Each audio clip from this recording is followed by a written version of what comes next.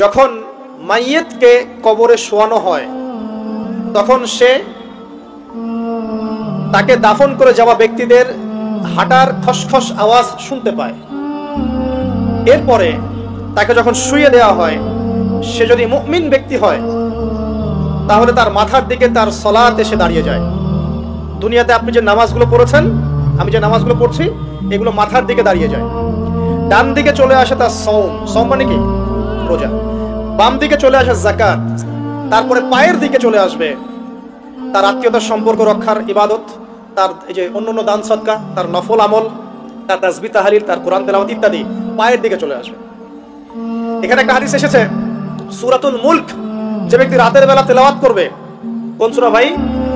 তাবারাকাল্লাযী বিয়াদিহিল মুলক ওয়া হুয়া আলা কুল্লি শাইইন কাদির। এই সূরা যে ব্যক্তি রাতের বেলা করে তেলাওয়াত করবে, ইনশাআল্লাহ সূরা মুলক কবরে তার সাথে থাকবে এবং কবরের আযাব থেকে সূরা মুলক তাকে বাঁচাবে ইনশাআল্লাহ।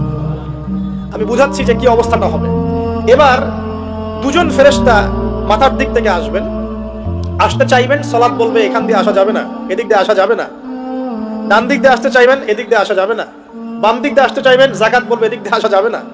পায়ের দিক দিয়ে আসতে চাইবেন, আমলগুলো বলবে এদিক দিয়ে আসা যাবে না। তারপরেও তারা আসবেন, চোখগুলো হবে নীল এবং কালো বর্ণ, নীলাভ চোখের, কালো। মুনকার নাকি? উঠে বসিয়ে দেওয়া হবে। এবার তিনটা প্রশ্ন। প্রথমে প্রশ্ন হচ্ছে কি, মান রব, তোমার রবকে? তখন মুমিন বান্দা বুক ফুলিয়ে বলবে রব্বি আল্লাহ, আমার রবকে আল্লাহ। পৃথিবীতে যে ব্যক্তি আল্লাহর সাথে শিরিক করে নাই, আল্লাহ তাওহীদের উপর থেকেছে এবং তার উপরে মৃত্যুবরণ করেছে, ইনশাআল্লাহ সে ব্যক্তি এর উত্তর নির্দ্বিধায় দিতে পারবে ইনশাআল্লাহ। আর দুনিয়াতে যে বা যারাই আল্লাহর সাথে শিরিক করবে, আল্লাহর সাথে শিরকের পাপে লিপ্ত হবে, ওই অবস্থায় মারা যাবে, তাওহীদের উপর থাকবে না, কোশ্চিন কালেও মান রব্বুক উত্তর দিতে পারবে না। তারপরে প্রশ্ন হয়ে যাবে বা দিনুক, তোমার দিন কি ছিল? মুমিন বান্দা উত্তর দিবে কি? দিন ইয়ান ইসলাম, আমার দিন ছিল ইসলাম। এখানে শুনে রাখেন, পৃথিবীতে যারা ইসলামকে পরিপূর্ণ রূপে পালন করবে তারাই এই উত্তর দিতে পারবে ইনশাআল্লাহ।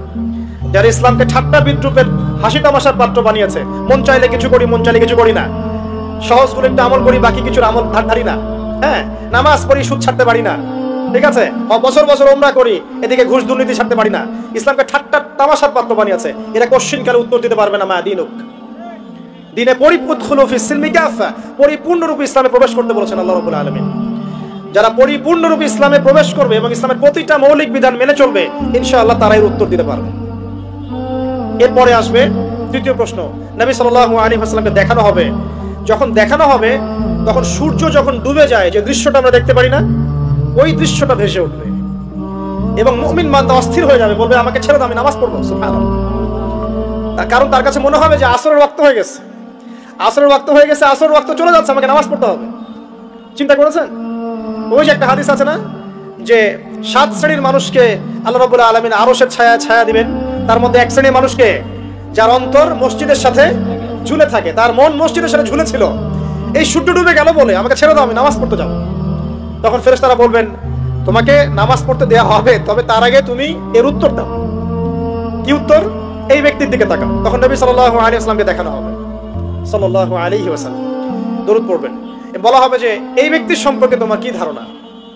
মান হাযা রাজুল বুইসা ফীকুম, এই ব্যক্তি কে, যাকে তোমাদের কাছে পাঠানো হয়েছিল? মুমিন ব্যক্তি নির্দ্বিধায় বলে দিবে যে তিনি হচ্ছেন আমার নবী মুহাম্মদুর রাসূলুল্লাহ সাল্লাল্লাহু আলাইহি ওয়াসাল্লাম। দেখুন, পৃথিবীতে যে বা যারাই নবী সাল্লাল্লাহু আলাইহি ওয়াসাল্লামের সুন্নতের উপর আমল করবে, ইনশাআল্লাহ সে তার উত্তর দিতে পারবে। দুনিয়াতে যারা নবীর সুন্নতের 5 পয়সা পরোয়া করছে না, তার আদর্শের 5 পয়সা দাম দিচ্ছে না, তারা কোশ্চিন কালে উত্তর দিতে পারবে না। নাম হতে পারে আব্দুর রহমান, আব্দুর রহিম, নবীর সুন্নতের ধার ধারে না, তারা উত্তর দিতে পারবে না। নবীর সুন্নতের গুরুত্ব কত গভীর, এটা আমাদেরকে এখান থেকে বুঝতে হবে। তাই প্রিয় যুবক ভাইরা, মুসলিম ভাইরা, আমাদের জীবনটাকে নবীর আদর্শ এবং সুন্নতে ঢেলে সাজাতে হবে। সকাল থেকে সন্ধ্যা পর্যন্ত প্রতিটা কাজ করবো কার তরিকায়? রাসূলের তরিকায়। নামাজ পড়বো তার তরিকায়, রোজা, সিয়াম, হজ, যাকাত, আমল, মুআমালাত, আখলাক সব কার তরিকায়? নবী সাল্লাল্লাহু আলাইহি ওয়াসাল্লামের তরিকা অনুযায়ী ইনশাআল্লাহ। আল্লাহ পাক তৌফিক এনায়েত করুন, আমিন। এবার ফেরেশতা দুজন জিজ্ঞাসা করবেন অবাক হয়ে, যে তুমি কিভাবে এটা জানলে? তুমি কিভাবে এই তিনটা প্রশ্নের উত্তর দিতে পারলে? কারণ বেশিরভাগ মানুষ তো উত্তর দিতে পারবে না, বেশিরভাগ মানুষই এই উত্তর দিতে পারবে না। কারণ কিয়ামতের মাঠে 1999 জন মানুষ জাহান্নামে যাবে, নাউজুবিল্লাহ।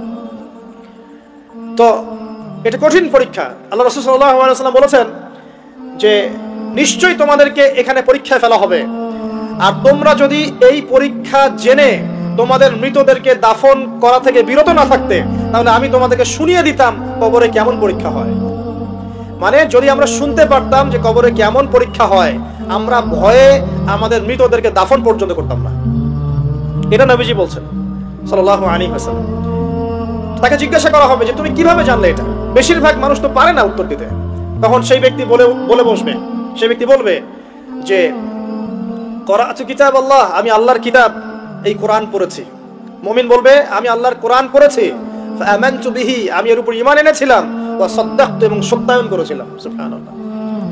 অতএব দুনিয়াতে যারা দ্বীনের জ্ঞান অর্জন করছে না, কোরআন পড়ছে না, হাদিস পড়ছে না, পড়াশোনার চেষ্টা করছে না, জানার চেষ্টা করছে না, কবরে পাওয়ার পর ডিফিকাল্ট আছে। এটা একটা অন্যতম প্রশ্ন। আমরা কিন্তু মনে করি 3টা প্রশ্ন হচ্ছে, আসলে প্রশ্ন হচ্ছে কয়টা? 4টা। 3টার পরে আরো একটা এক্সট্রা। কিভাবে জানলে? তখন উত্তর দিচ্ছে আমি আল্লাহর কিতাব পড়েছি, ঈমান এনেছি, সত্যায়ন করেছি। সুবহানাল্লাহ। নবী সাল্লাল্লাহু আলাইহি ওয়াসাল্লাম হাদিসের পরের অংশে বলছেন যে যখন কাফের বান্দাকে উঠানো হবে, তখন ডানেও কিছু নাই, বামেও কিছু নাই, সামনে পিছনে কিছু নাই। মাথার দিক থেকে ফেরেশতারা চলে আসবেন, উঠিয়ে বসানো হবে, প্রশ্ন করা হবে কে তোমার রব? একটাই উত্তর, লা আদরি, আমি জানি না। নাউযুবিল্লাহ। কি তোমার দিন? লা আদরি, আমি জানি না। এই যে আল্লাহর তো খবর নাই, আল্লাহ পাকের বিধান মেনে চলার কোনো খবরই নাই, পরোয়াই নাই। সে জানবে কিভাবে ইসলাম কি জিনিস? সে জানবে কিভাবে আল্লাহ কি জিনিস? ও তো আল্লাহকে চিনেই না। দিব্যি বলে বেড়াচ্ছে মহাবিশ্ব সৃষ্টি হয়েছে বিগ ব্যাং থেকে, আল্লাহ বলে কেউ নাই। মানুষ সৃষ্টি হয়েছে বান্দর থেকে, নাউযুবিল্লাহ। ওই যে ডারউইনের মতবাদ, দ্য থিওরি অফ এভলিউশন নাকি? হ্যাঁ, তাই তো মনে হয়। অনেকদিন আগে পড়ছি ভাই, ভুলে গেছি।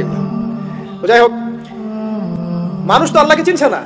এখনো মানুষ মনে করছে যে আল্লাহ বলতে কেউ নাই, এবং এই মুক্ত চিন্তার নামে, বাক স্বাধীনতার নামে নাস্তিকতার যে চর্চাটা বেড়েছে বাংলায়, এটা আশঙ্কাজনক।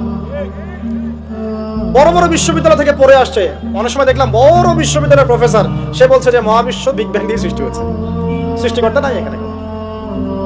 তো মুসলিম বিজ্ঞানীরা একটা কথা বলতেন যে মানুষ বিজ্ঞান সম্পর্কে অল্প জানলে নাস্তিক হয়ে যায়, আর অনেক গভীর জ্ঞান অর্জন করলে আল্লাহর কাছে আত্মসমর্পণ করে।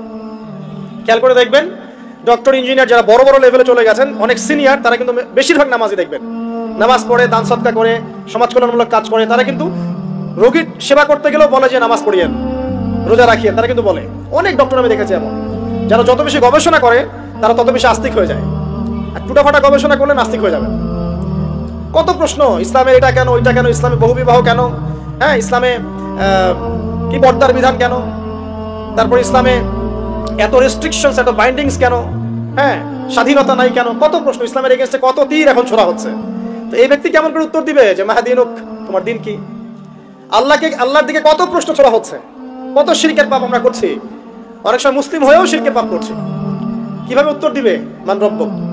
3 নাম্বার প্রশ্ন যখন করা হবে, এই ব্যক্তিকে দেখো দেখি, সে বলবে যে আমি জানি না এই ব্যক্তিকে, তবে শুনেছিলাম, মানুষের মুখে শুনেছিলাম, মানুষ যা বলতো আমি তাই বলতাম। মানে সে রাসূল সাল্লাল্লাহু আলাইহি ওয়াসাল্লামের নাম শুনেছিল হয়তোবা, কিন্তু তার সুন্নত বা আদর্শ কখনো মেনে চলে নাই, পারলো না। এবার জান্নাতি ব্যক্তি হলে কি হতো? ওই যে সূর্য ডুবছিল যেখানে, তার দৃষ্টির সীমা পর্যন্ত কবরকে প্রশস্ত করে দেওয়া হতো, এবং জান্নাতের একটা দরজা তার কবরে খুলে দেওয়া হতো। এটা কিভাবে করা হবে সেটা আল্লাহ পাক জানেন, এটার ব্যাখ্যা করার জ্ঞান আল্লাহ আমাদেরকে দেন নাই। যেই মানুষের ক্ষুদ্র জ্ঞানে মানুষ ব্যাকটেরিয়া ভাইরাস নিয়ে গবেষণা করতে হিমশিম খেয়ে যায়, সে মহাবিশ্বের স্রষ্টা নিয়ে কিভাবে গবেষণা করবে? আল্লাহ পাকের অসীম জ্ঞানের সামনে আমার জ্ঞান কি? খুবই ক্ষুদ্র। হাদিস এসেছে বুখারী শরীফের মধ্যে যে একটা মহাসমুদ্রের মধ্যে যদি একটা পাখি 1 ফোঁটা পানি উঠিয়ে নিয়ে যায়, ওই 1 ফোঁটা পানি হচ্ছে মহাবিশ্বের জ্ঞান, আর বাকি পুরো মহাসাগর হচ্ছে আল্লাহ পাকের জ্ঞান। তো আমরা এই ক্ষুদ্র জ্ঞানের মানুষ হয়ে আল্লাহর জ্ঞানকে কেমন করে পেনিট্রেট করতে পারি? তো আল্লাহ পাক জান্নাতের দরজাগুলো খুলে দিবেন, একটা দরজা খুলে দিবেন, সেখান থেকে বাতাস আসবে, সে জান্নাতের নাজ নেয়ামত উপভোগ করতে থাকবে, এবং তার রূহটাকে সবুজ রঙের পাখির আকৃতিতে জান্নাতে রেখে দেওয়া হবে। ইল্লিন মানে ওখানে জান্নাতের নিয়ামত সে পাবে।